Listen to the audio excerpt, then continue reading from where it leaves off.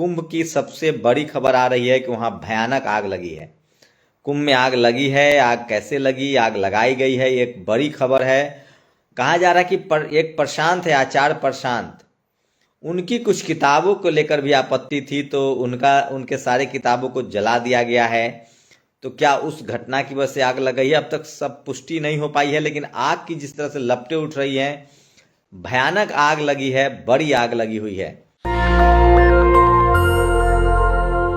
नमस्कार, मैं शंभू कुमार सिंह और आप देख रहे हैं नेशनल दस्तक। कुंभ को लेकर ये सबसे बड़ी अपडेट आ रही है कि आग लगी हुई है। इसी बीच कुंभ को लेकर तमाम तरह के सवाल उठ रहे हैं। अध्यात्म को लेकर सवाल उठ रहे हैं, एक IITian को लेकर सवाल उठ रहे हैं, एक महिला जो माला बेचती हैं उनको लेकर सोशल मीडिया पर वायरल है। तो सोचिए, कुंभ जो अध्यात्म का प्रतीक है, उसमें जिस तरह से बात हो रही है, लोग सवाल पूछ रहे हैं कि क्या उस IITian को उसके डिग्री की वजह से खबर बनाई जा रही है या उसके अध्यात्म की वजह से। अच्छा, कल्पना कीजिए, पढ़ाई का कितना वैल्यू है, इसको समझने की कोशिश कीजिए। जितने साधु हैं, लाखों साधु वहां होंगे, लाखों की संख्या में। अगर वो पढ़े लिखे नहीं हैं तो वो कुंभ में उनका कोई इंपॉर्टेंस नहीं है। हो सकता है वो बड़े साधु होंगे, सालों से हठ कर रहे होंगे, तमाम तरह के जो तंत्र मंत्र विद्या है।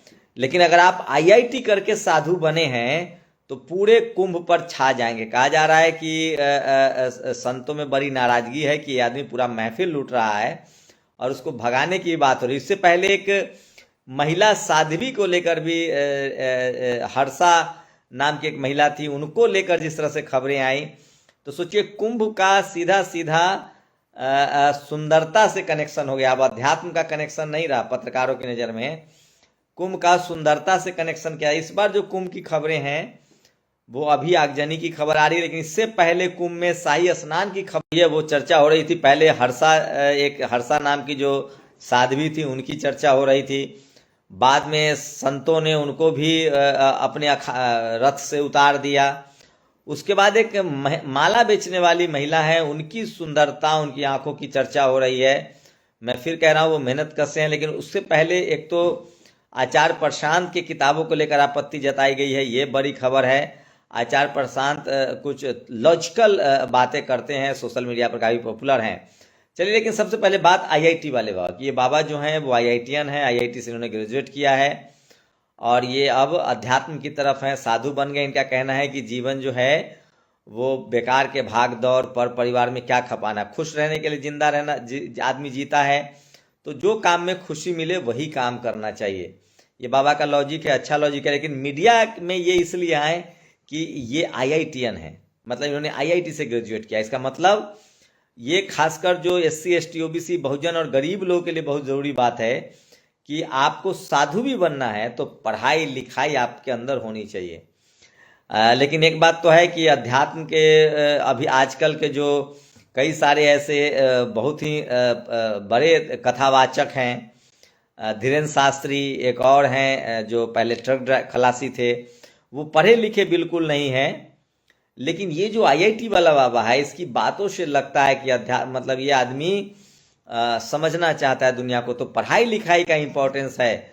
तो किसी ने ठीक ही कहा है कि पत्रकार और ये बाबा में अध्यात्म कम है, IIT की वैल्यू ज़्यादा है। IIT से पढ़ के कोई आदमी साधु बने तो इसका मतलब है कि आप कुछ भी करना चाहें तो एजुकेशन बहुत ज़रूरी है। तो पहले पढ़ाई पूरी कीजिए, बढ़िया नौकरी कीजिए और उसके बाद आप अध्यात्म की तरफ जाना चाहते हैं। लेकिन सवाल है कि कुंभ में सबसे ज़्यादा इसी की चर्चा हो रही है।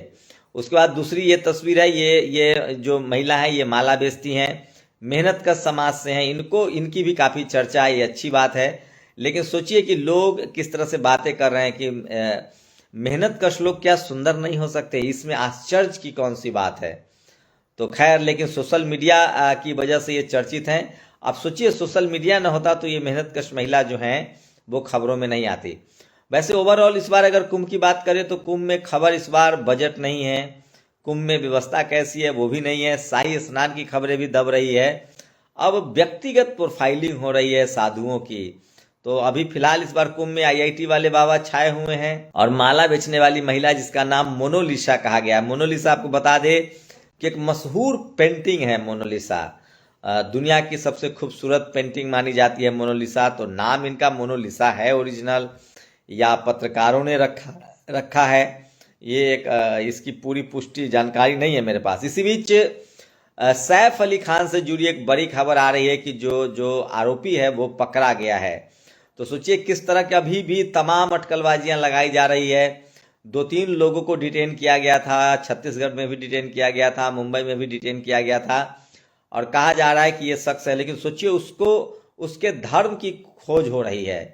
पुलिस के माने, पुलिस ने अभी कोई बयान नहीं दिया है, पुलिस की माने तो वो शख्स जो है वो उसके बारे में भी कोई रिकॉर्ड नहीं मिल रहा है, कहाँ का रहने वाला है, बैकग्राउंड क्या है, क्योंकि उसके पास कोई आइडेंटिटी प्रूफ नहीं है। ये भी एक बड़ा अजीब मिरेकल है। लेकिन मुझे लगता है कि उसके कोई भी नाता रिश्ता वाला होगा, जिस तरह की तस्वीरें जा रही है तो पता चलेगा। लेकिन सोचिए इसके बहाने किस तरह से सोशल मीडिया पर बात हो रही है। जो बीजेपी समर्थक लोग हैं, जो संघ समर्थक लोग हैं, वो उसको मुस्लिम ठहरा रहे हैं कि वो मुस्लिम है। मुस्लिम समाज के जो लोग हैं उसको हिंदू ठहरा रहे हैं।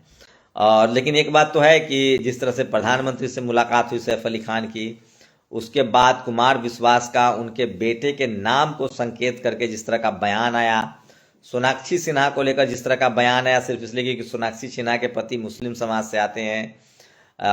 ये सैफ अली खान ने अपने बेटे का नाम तैमूर रखा है। तो इन सब को लेकर कुमार विश्वास ने तंज तो किया था, और आजकल आप समझ ही रहे हैं कि सांप्रदायिकता किस तरह से अपने शबाब पर है। जैसे जातिवाद शबाब पर होता है, जातिवाद तो 24 महीने पिछले 1000 साल से चल रहा है, जातिवाद मनुवाद, लेकिन उस पर लोग थोड़ा डरते हैं।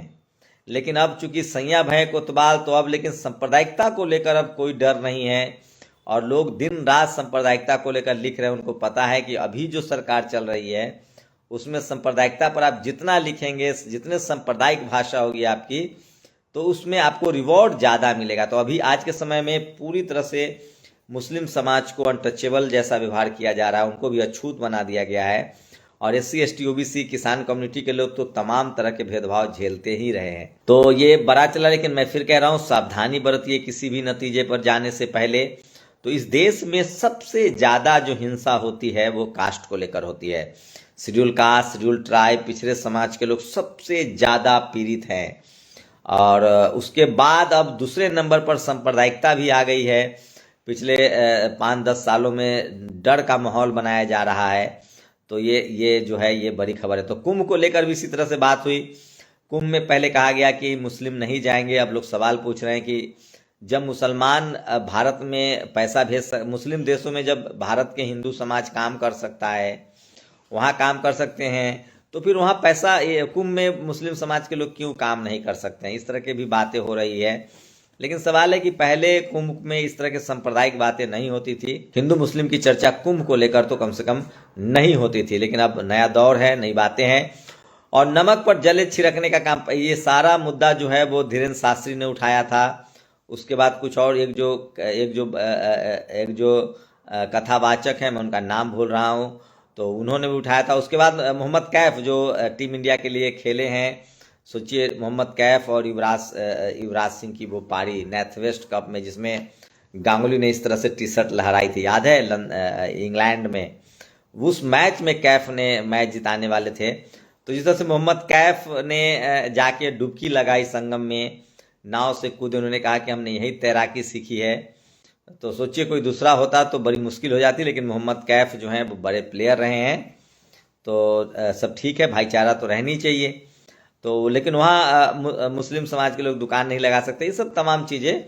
तो कुंभ, लेकिन अब ओवरऑल जो बात है कि कुंभ की जो खबरें आपको दिखाई जा रही है उसमें अब खबर नहीं है, व्यवस्थाओं पर बात नहीं होती है, सुविधाओं पर बात नहीं होती है, मैनेजमेंट पर बात नहीं होती है, यहाँ तक कि अध्यात्म पर भी बात नहीं हो रहा है, गंभीर बातचीत तो नहीं हो रही है। हाँ, कुछ व्यक्ति विशेष पर, एक IITian, तो सोचिए पढ़ाई लिखाई बड़ा जरूरी है। अगर आप साधु भी बनते हैं तो MBA करके, IIT करके, IAS बन के अगर बनते हैं तो आपको ज़्यादा तवज्जो मिलेगी। इसलिए पहले IAS बनिए, IITian बनिए, CM PM बनिए, उसके बाद साधु बनिए। लेकिन हाल के दिनों में लोग साधु बन के भी CM PM बने हैं, ये भी बात है। खैर, ट्रेंड बदल रहा है।